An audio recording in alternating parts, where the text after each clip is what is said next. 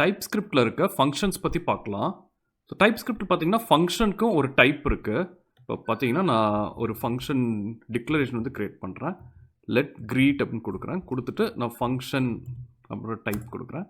இப்போ பார்த்தீங்கன்னா நான் greetல ஹவர் பண்ணேன்னா ஃபங்க்ஷன் அப்படின்னு காமிக்கிறதுல நம்ம ஃபங்க்ஷன் டைப்பில் வந்து கொடுத்துருக்கோம்.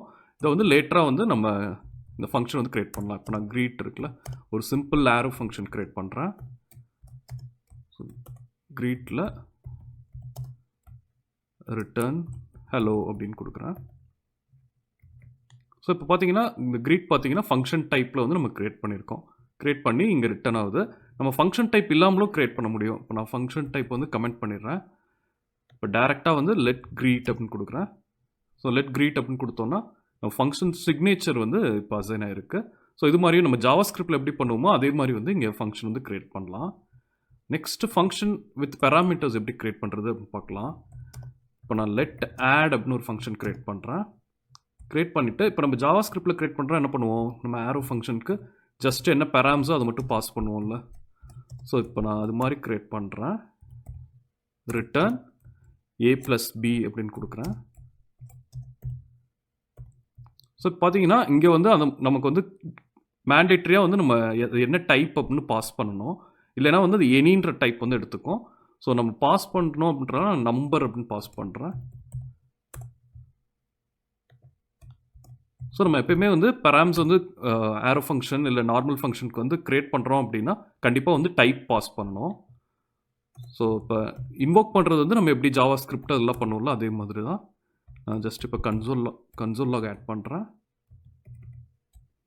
ஆட் 10,10 அப்படின்னு கொடுக்குறேன். ஸோ பார்த்தோன்னா அண்ட் அவுட்புட் வந்துருக்குல்ல. நெக்ஸ்ட் பார்த்தீங்கன்னா இப்போது இந்த ஃபங்க்ஷன் வந்து நான் ஹவர் பண்ணுறேன். ஹவர் பண்ணுறப்ப பார்த்தீங்கன்னா இங்கே வந்து ஆட் நம்ம இங்கே வந்து கொடுத்துருக்கோம். பெராம் வந்து ஏ வந்து நம்பர் கொடுத்துருக்கோம், பியும் நம்பர் கொடுத்துருக்கோம். இப்போ பார்த்தீங்கன்னா நம்ம ரிட்டர்ன் டைப் வந்து என்னன்னு கொடுக்கல. ஆனால் நம்ம a+b அப்படின்னு கொடுத்துருக்கனால ரிட்டர்ன் டைப் வந்து தானாக வந்து இன்ஃபர் பண்ணிக்கிச்சு. இன்ஃபர் பண்ணி நம்பர் அப்படின்னு இருக்குல்ல. ஸோ அது மாதிரி நம்ம எக்ஸ்பிளிசிட்டாகவும் வந்து டைப் கொடுக்கலாம். இப்போ இதை அப்படியே காப்பி பண்ணிக்கிறேன். காப்பி பண்ணிட்டு கமெண்ட் பண்ணிடுறேன். ஸோ இப்போ ரிட்டர்ன் டைப்போட க்ரியேட் பண்ணலாம். ஸோ ரிட்டர்ன் டைப் கொடுக்கணும் அப்படின்னா நம்ம இங்கே கோலன் கொடுத்துட்டு என்ன ரிட்டர்ன் டைப்போ அது வந்து கொடுக்கலாம். இப்போ இந்த ஸ்மாலர் ஃபங்க்ஷன்ஸில் இது பெருசாக சிக்னிஃபிகன்ஸ் இருக்காது. நம்ம ப்ராஜெக்ட்ஸில் பண்ணும்போது நிறைய காம்ப்ளெக்ஸ் ஃபங்க்ஷன்லாம் க்ரியேட் பண்ணுவோம்ல. ஸோ அந்த மாதிரி கேசஸில் வந்து நம்ம எக்ஸ்பிளிசிட்டாக வந்து கொடுத்துருவோம் என்ன ரிட்டர்ன் டைப் அப்படின்னா அது ரொம்ப யூஸ்ஃபுல்லாக இருக்கும். அதாவது ப்ரோக்ராமர்ஸ்க்கு வந்து அண்டர்ஸ்டாண்ட் பண்ண ஈஸியாக இருக்கும். ஓகே, ஸோ இப்போ நம்ம பேராம்ஸ் வந்து எப்படி நார்மல் இது வந்து டைப்ஸ் வந்து வச்சு க்ரியேட் பண்ணியிருக்கோமோ அதே மாதிரி யூனியன் டைப் வச்சும் க்ரியேட் பண்ண முடியும். ஸோ அது எப்படி பார்க்கலாம். நான் இதை இது காப்பி பண்ணிவிட்டு கமெண்ட் பண்ணிக்கிறேன்.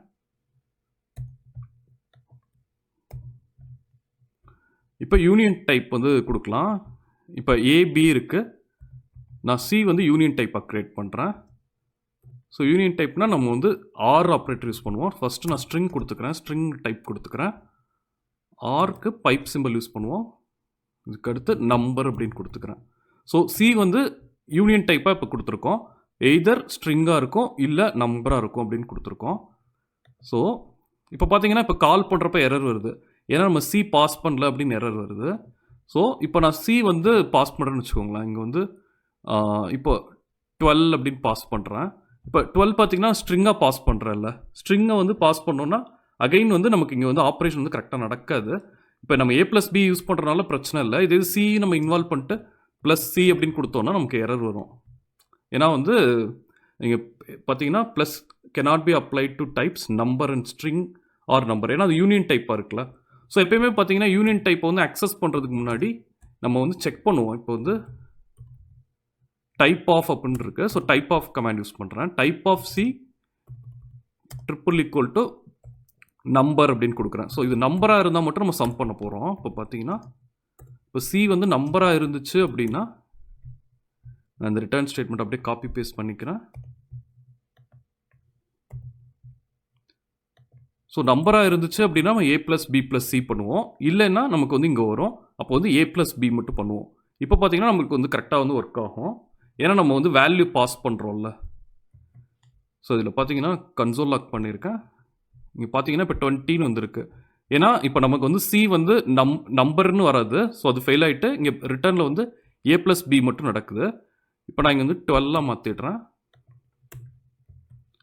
இப்போ பார்த்தீங்கன்னா 32 அப்படின்னு ஆன்சர் வந்திருக்குல்ல. ஸோ இது மாதிரி தான் வந்து நம்ம எப்பயுமே யூனியன் டைப் யூஸ் பண்ணுறப்போ செக் பண்ணுவோம். அது என்ன டைப் அப்படின்னு செக் பண்ணிவிட்டு அதுக்கேற்ற மாதிரி நம்ம ஆக்ஷன் வந்து கொடுப்போம்.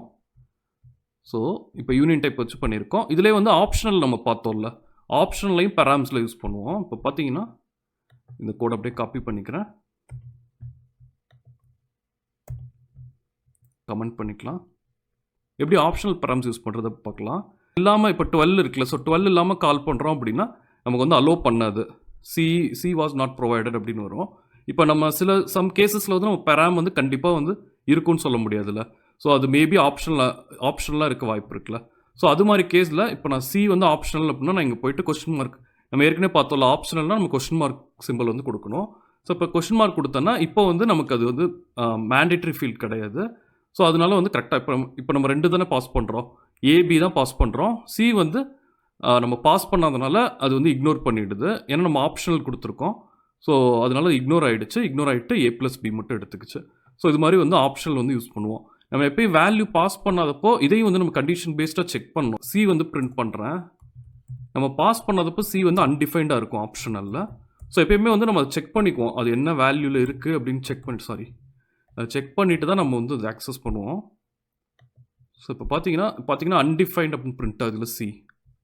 ஸோ அதனால் நம்ம டேரெக்டாக ஆக்சஸ் பண்ண மாட்டோம். எப்பயுமே ஆப்ஷனல்னு கொடுக்குறப்போ கண்டிஷனலாக அதை செக் பண்ணிவிட்டு அதுக்கப்புறம் தான் வந்து ஆக்சஸ் பண்ணுவோம். ஓகே, ஸோ அது வந்து நம்ம ஃப்யூச்சரில் ப்ராஜெக்ட்ஸ் பண்ணுவோம். அப்போ பார்த்தீங்கன்னா உங்களுக்கு நல்லா புரியும். நம்ம ரியாக்ட்லலாம் ப்ராஜெக்ட்ஸ் பண்ணுறப்போ எப்பயுமே ஆப்ஷனலாக வச்சுருக்கோம் அப்படின்னா இதில் வேல்யூ இருக்கா அப்படின்னு செக் பண்ணிட்டு தான் வந்து அதை ஆக்சஸ் பண்ணணும், இல்லைன்னா ரன் டைமில் எரர் வரும். ஓகே, ஸோ இப்போ வந்து ஃபங்க்ஷனல் வித் ஆப்ஷனல் பெராம்ஸ் பார்த்துருக்கோம். நெக்ஸ்ட் வந்து டிஃபால்ட் வேல்யூ கொடுக்கல. இப்போ நம்ம வந்து யூனியன் டைப் கொடுத்தோம், இப்போ வந்து ஆப்ஷனல் வந்து செட் பண்ணியிருக்கோம்ல. ஸோ இப்போ எப்படி டிஃபால்ட் வேல்யூ கொடுக்குறது அப்படின்னு பார்க்கலாம். அது காப்பி பண்ணிவிட்டு அதை கமெண்ட் பண்ணிடுறேன்.